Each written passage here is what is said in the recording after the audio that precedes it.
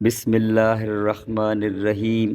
حضرت ابن عباس رضی اللہ تعالیٰ عنہ سے مروی ہے کہ روم کے بادشاہ نے حضرت امیر معاویہ رضی اللہ تعالیٰ عنہ کی خدمت میں ایک خط روانہ فرمایا جس میں چند سوالات کے جوابات مطلوب تھے۔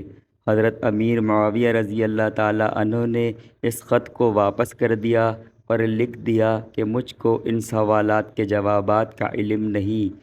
پھر شاہ روم نے حضرت ابن عباس رضی اللہ تعالیٰ عنہ کی خدمت میں یہ خط ارسال فرمایا تو حضرت ابن عباس رضی اللہ تعالیٰ عنہ نے سوالات کے جوابات لکھ کر بھیج دیے جو حسب ذیل ہیں۔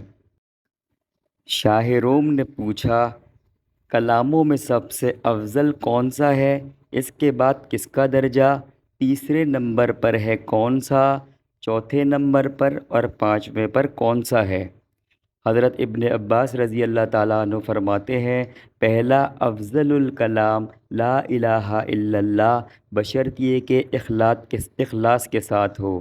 دوسرے نمبر پر سبحان اللہ و بحمدہ ہر مخلوق کی دعا ہے۔ تیسرے پر الحمدللہ یہ کلمہ تشکر ہے۔ چوتھا اس کے بعد افضلیت اللہ اکبر کو ہے۔ پانچویں نمبر پر افضلیت لا حول ولا قوت الا باللہ کو ہے۔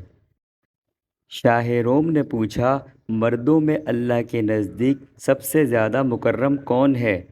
حضرت ابن عباس رضی اللہ تعالیٰ عنہ نے فرمایا، حضرت آدم علیہ السلام ہے، اس لیے کہ اللہ نے ان کو اپنے ہاتھ سے پیدا فرما کر ان کو تمام چیزوں کے نام سکھلائے۔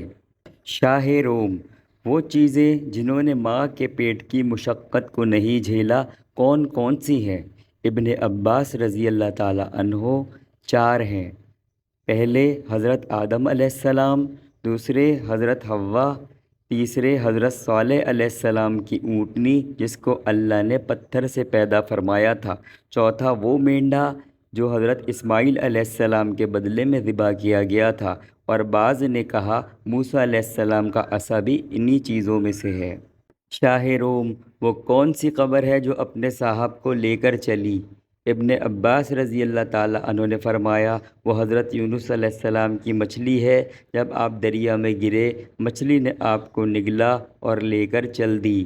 بقیہ انشاءاللہ اگلی ویڈیو میں ملاحظہ فرمائیں۔ اس اسلامی معلومات کو آگے بھی پہنچائیں۔ جزاک اللہ۔